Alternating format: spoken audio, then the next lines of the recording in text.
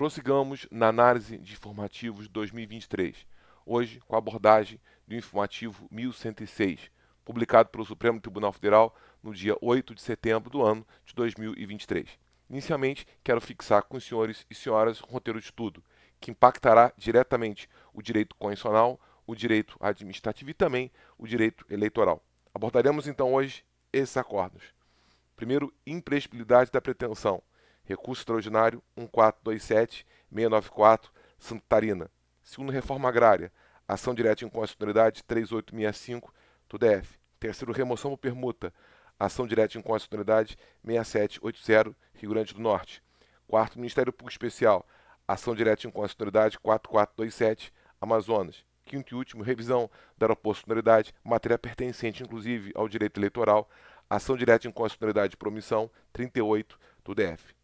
Verificamos de início que nós temos um caso tomado em controle concreto incidental, um recurso extraordinário, sob o número 1427694, e 4 casos tomados em controle abstrato principal, um caso especialmente em ação omissiva, sob o número 38, e 3 casos que discutem inconstitucionalidade por ação, sob os números 3865, 4427 e 6780. Também devo deixar consignado que esse informativo 1106, a exemplo do anterior, o 1105, tem casos importantes pertencentes ao direito processual penal. Aqui me refiro à relevância que o tema tem do juiz das garantias. Essa matéria consta no informativo 1106 em 4 acordos oriundos do Supremo Tribunal Federal. Aliás, são 4 ações diretas de inconstitucionalidade, sob os números 6298, 6299, 6300 e 6305, todos oriundas do Distrito Federal.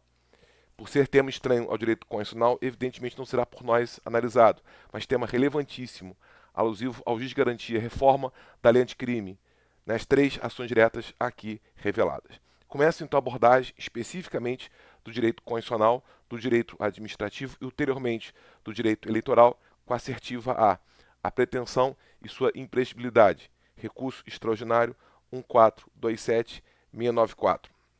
Na verdade, a discussão envolve se a pretensão para ressarcimento ao erário federal que decorre de exploração irregular de patrimônio da União é prescritível ou não. Então aqui é bom lembrar, discutimos patrimônio mineral da União e a pretensão direcionada a ressarcimento ao erário, que é evidentemente federal, que decorre da exploração irregular.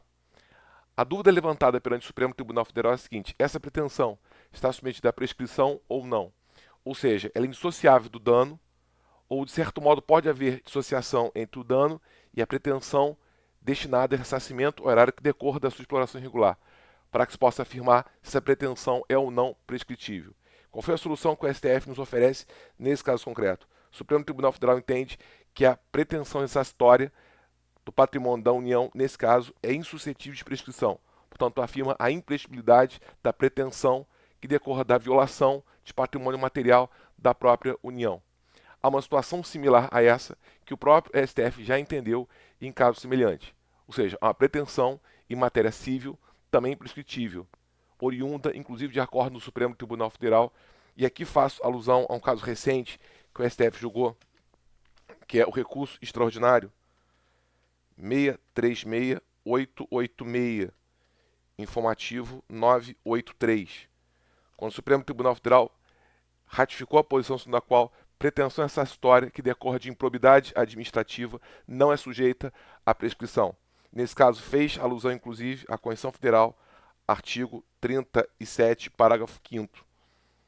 Havia uma discussão até então no Supremo Tribunal Federal se essa ideia alcançaria qualquer forma de improbidade administrativa ou tão somente improbidade administrativa dolosa. Naquela ocasião anterior, inclusive, à reforma da Lei de Improbidade Administrativa, o Supremo Tribunal Federal consignou que a ideia prevista em nossa Constituição, nesse artigo, só alcançava os atos de improbidade com dolo, não também os atos de improbidade culposos. Aliás, lembro que na Lei 8429 de 92, com a sua redação originária, havia uma situação de improbidade culposa, o artigo 10. Ou seja, na verdade, prejuízo ao erário.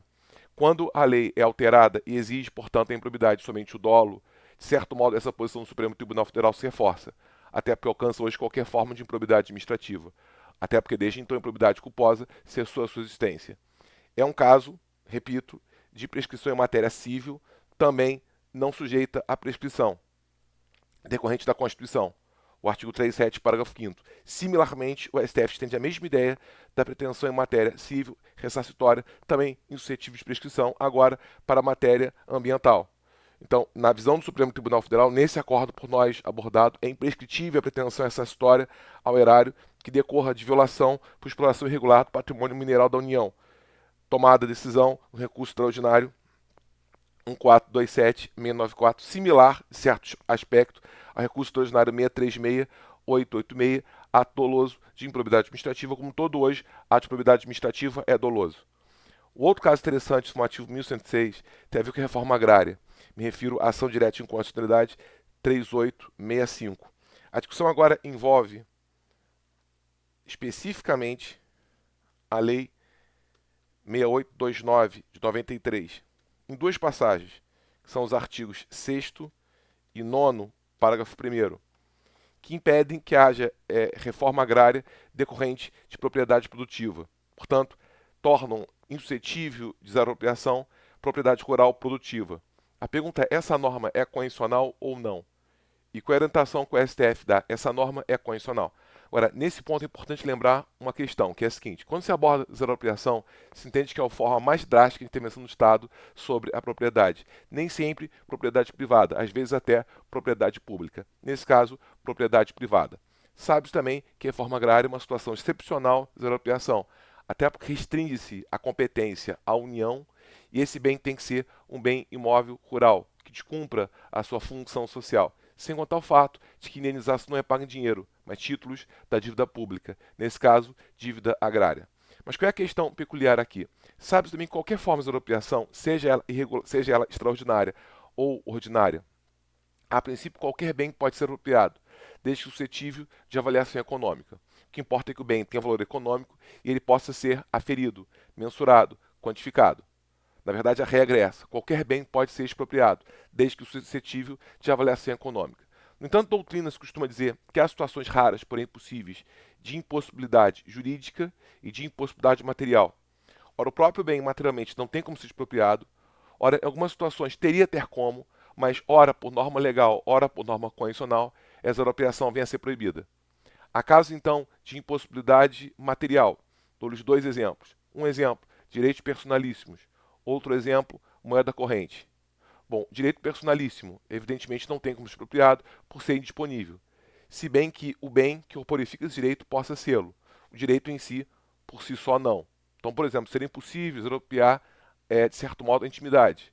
Direito personalíssimo quer, mas seria possível, em certas ocasiões, expropriar a imagem, que é um bem jurídico, que decorre justamente desse direito, que dá corporificação a esse direito. Outro exemplo, moeda corrente. Hoje no Brasil, real. Por um motivo muito simples, é o modo pelo qual se paga indenização. Se bem que seria possível desapropriação de moeda que não esteja mais com curso forçado. Réis, cruzados, cruzeiros. Agora, moeda corrente não teria como por ser um meio pelo qual se paga indenização. Agora, também se fala que há casos de impossibilidade jurídica, casos dos quais, ou por norma legal, ou por norma constitucional, que aqui seria o caso, a impossibilidade do bem vir a ser expropriado. Há casos, por exemplo, de impossibilidade jurídica legal. Por exemplo, Lei Geral sobre o tema, no seu artigo 2º, parágrafo 3º, que fala de bens que representam o capital de empresas cujo funcionamento dependa de autorização federal. Então, por exemplo, voltando ao caso anterior, digamos que haja uma empresa que trabalhe com minério de ferro, depende de autorização federal. Seria impossível expropriar as suas ações ou suas cotas, porque seria um modo indireto de se extinguir aquela autorização. Então, previsão na Lei Geral sobre o tema, no artigo 2º, parágrafo 3º. E há a situação, e aqui seria a hipótese, de impossibilidade jurídica constitucional, casos nos quais a própria Constituição proíbe que o bem venha a ser apropriado. Justamente o caso aqui trazido é a Constituição Federal, artigo 185, inciso 2º. Por nossa Constituição, é impossível expropriar bem para fins de forma agrária que venha a ser produtivo, nos termos de nossa Constituição. Até porque a expropriação para a reforma agrária é extraordinária e pressupõe desatendimento da função social. Se a propriedade é produtiva, ela atende à sua função social. E aqui se fala textualmente no texto constitucional: é impossível expropriar bem produtivo rural para fins de reforma agrária. O que faz o Supremo Tribunal Federal na mesma linha entende, então, que a lei que exige que a propriedade venha assim produtiva para ser expropriada para efeito de forma agrária seja uma exigência constitucional, até porque a Constituição assim o impõe.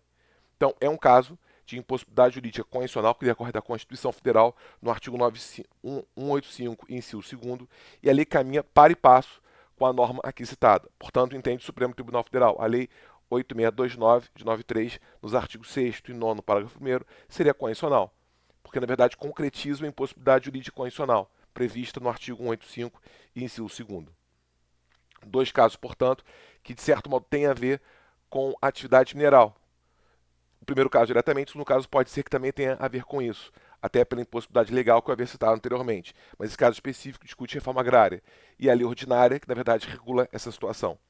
Passamos a dois casos importantes pertinentes ao Ministério Público. Um caso tem a ver com remoção permuta, outro caso tem a ver com o Ministério Público Especial junto ao Tribunal de Contas. Em relação à remoção permuta, a questão foi levada ao Supremo Tribunal Federal na ação direta de inconstitucionalidade 6780, Rio Grande do Norte. E a questão seria a seguinte: é possível que uma legislação estadual prescreva a possibilidade de remoção por permuta de membros de ministérios públicos diferentes? A questão agora tem a ver com a lei complementar do Estado do Rio Grande do Norte, exatamente 653 do ano 19. E a pergunta é, seria possível, e aí colocando inclusive a salva a questão sobre legislação estadual, que uma norma qualquer, estadual ou não, estabelecesse remoção por permuta entre membros de ministérios públicos diversos, Estado A e Estado B. Haveria essa possibilidade ou não? Qual é a questão de fundo aqui?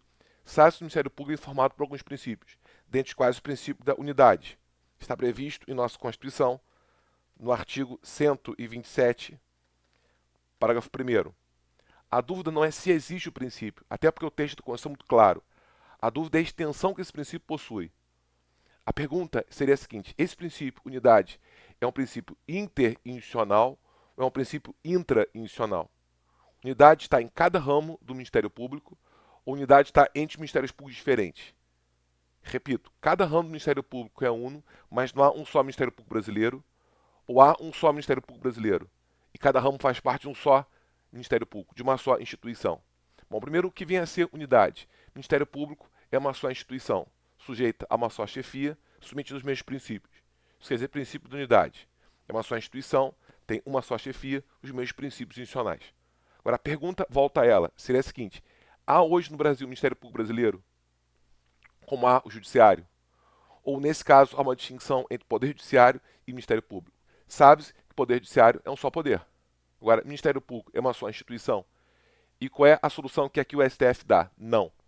Não há um só Ministério Público brasileiro.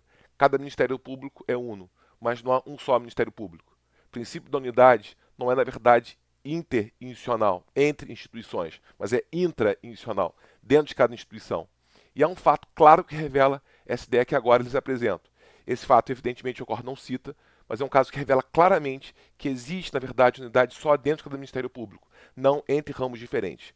Dou-lhes o seguinte exemplo: digamos que haja uma lei municipal. Essa lei municipal contraria a Constituição do Estado. Só que nesse ponto ela repete ou imita a Constituição Federal.